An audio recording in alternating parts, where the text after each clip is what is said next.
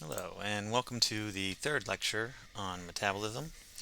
And this is where we are going to talk about enzyme structure and function, and really get to the heart of why we needed to know structural enantiomers and isomers and chirality when we learned about our biomolecules. Okay, remember how I was kind of alluding to it that it was going to have such a small little space. Um, Providing for our provided for the reagents in our enzymes, um, that it really matters even which side my thumb is on, um, and so on and so forth. So enzymes are really interesting.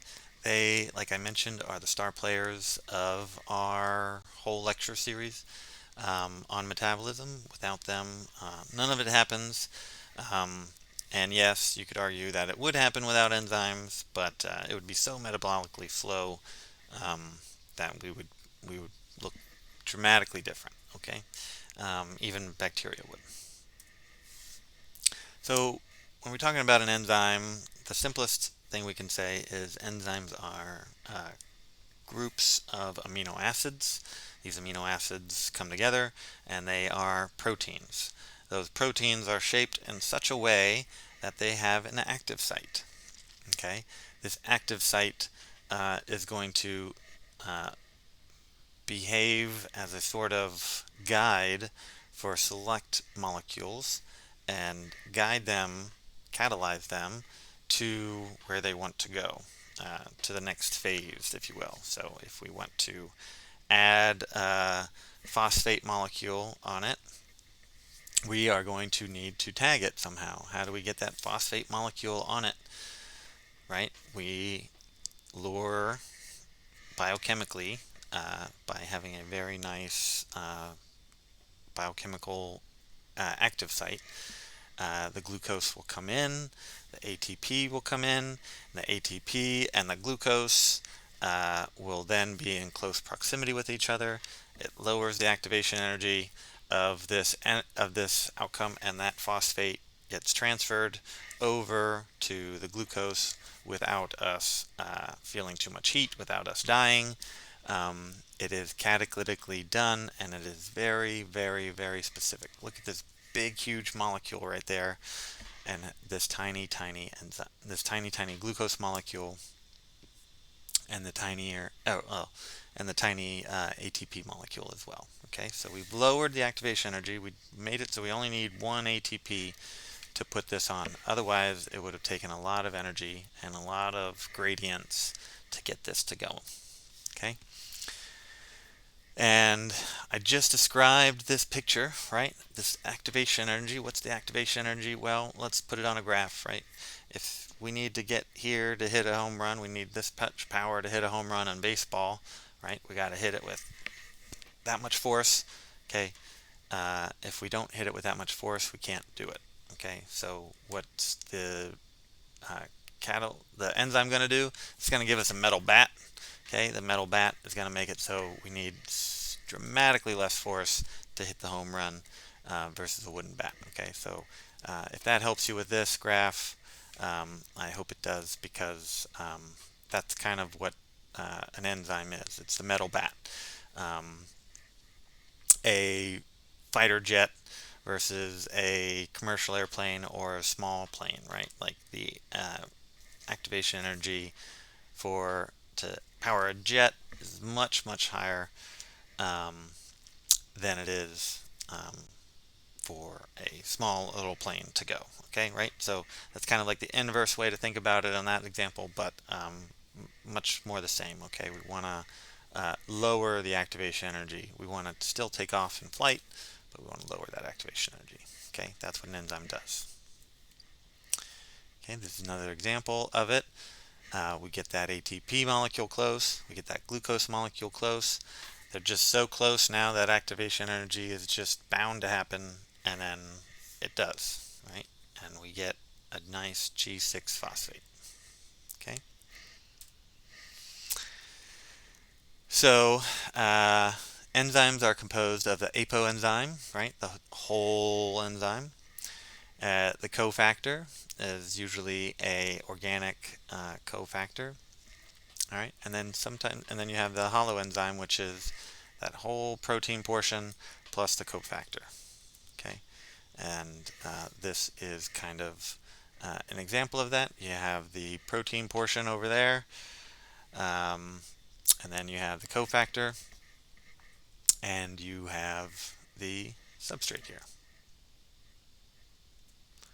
Okay, we did see NAD and FAD earlier. They are not only electron carriers, they are also important coenzymes, and that is not a coincidence. Coenzyme A is also a good coenzyme, right? Makes sense that it would be. Okay, we talked about denaturing eggs when we heat fixed a bacteria slide, and how we can denature those proteins. Well, heat can denature biological proteins as well while you're alive.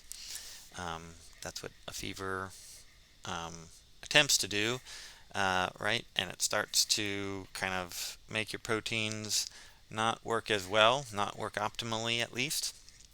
And so temperature can affect that enzyme activity. pH, like we've mentioned several times, pH, if we lower it too acidic or too basic, that protein will start to fold differently and interact with the aqueous environment differently, and it won't work as well. The amount of it, and of course inhibition, right? We talked about feedback inhibition loops, right? If you are trying to make G6P and there's a whole bunch of it, there's going to be a feedback loop available to the cell or to the body to stop making G6P so much, okay? And that's just the way it works, okay? Or that step will be downstream as well, or it'll be downstream again as well. Like there'll be definitely checks and balances along the way that feed back into these groups.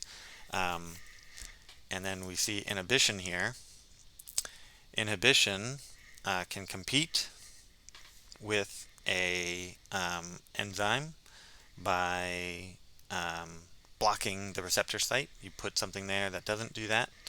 An antihistamine is a good example. Then you can have non-competitive inhibition as well, which it kind of goes, something binds to the protein that's off the site, and it makes it not work anymore. And I believe these are explained here in the pictures, right? Competitive inhibition, something binds to the active site. It might not look exactly the same, but it binds nonetheless, and it prevents our actual substrate from binding.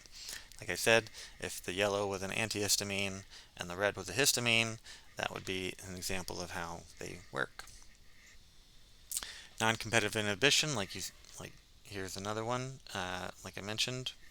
You see the non-competitive inhibitor on another site that's not the active site. That still prevents the protein from working properly.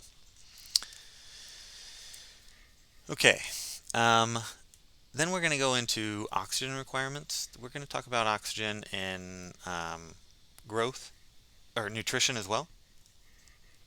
But oxygen is really more important to growth rather than the nutrition part. Okay, and so oxygen is very good as a final electron acceptor, but it also makes some bad byproducts. It can make peroxides and superoxides, and we got to get rid of those somehow. Okay, and so some cells have these enzymes to help get rid of them. Okay, or in eukaryotes we have lysosomes that make catalase. But oxygen makes some tricky things. Okay, if we are poisoned by too much oxygen, we have specific requirements. If we are not poisoned by oxygen, we don't have any specific requirements for oxygen. So we got to kind of start thinking about it in a certain way. It's like, okay, if I don't have any requirements, then I'm going to grow this way. Right? If I have a requirement, I need to adapt to my environment. How? Okay, so with that in mind, we have a spelled out version of the picture that we're going to talk about next. So be sure to take a look at all of this. Obligate aerobes needing oxygen, obligate anaerobes will die in the presence of oxygen, so they go as far away from it as possible. And if they start to grow in oxygen, they'll die. Facultative anaerobes are like yeast. Okay, they will grow without oxygen, but they don't want to. Microaerophiles require only a little bit. Okay, so they'll be just less than normal oxygen requirements. And then you have aerotolerant anaerobes, which means they tolerate oxygen just a little bit. Okay, but prefer to be without it. And here we have the pictures: obligate anaerobes, facultative anaerobes, aerotolerant anaerobes, and microaerophiles. Okay, these are our TGA results that we do. This is a thioglycolate agar, and it will show you where your bacteria grow based on the amount of oxygen that gets into the media. Okay, so obligate anaerobes live up top, obligate anaerobes live on the bottom.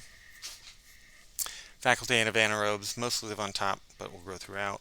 Aerotolerant anaerobes grow all the way through, and microaerophiles grow just a little bit down below the surface.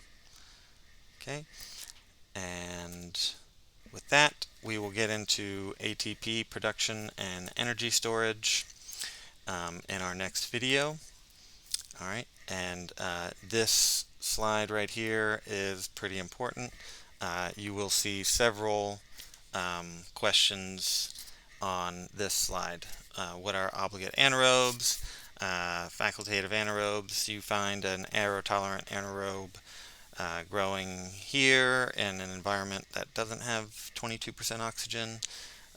There can be word stories, essay stories, but note that you'll see this every time it comes up in the pathogens chapter. It'll say E. coli is a, and it'll keep mentioning it along with its gram result and its shape. All right, so I'll see you in the next recording.